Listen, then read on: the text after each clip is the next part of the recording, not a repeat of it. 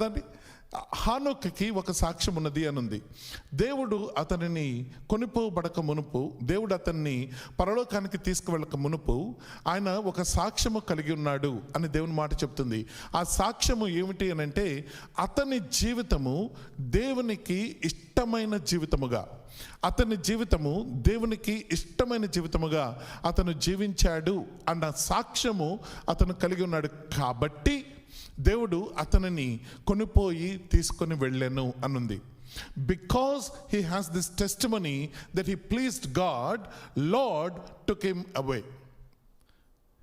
You know, ఒక విశ్వాసికి, ఒక క్రైస్తవుడికి ఉండవలసిన అత్యంత ముఖ్యమైన సాక్ష్యము ఏంటి అని అంటే, నా జీవితము నా దేవునికి ఇష్టంగా ఉన్నదా లేదా.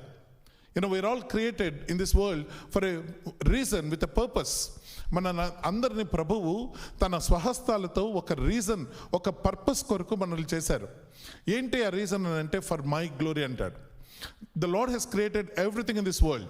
ఈ భూమిలో ఈ మొత్తము సృష్టి మొత్తాన్ని ప్రభు క్రియేట్ చేశారు. ఎందుకు ప్రభా ఇంత మంచి సృష్టిని నీవు క్రియేట్ చేశావు అని అంటే, ఆయన చెప్పే మాట నా మహిమ కొరకు అని అంటాడు.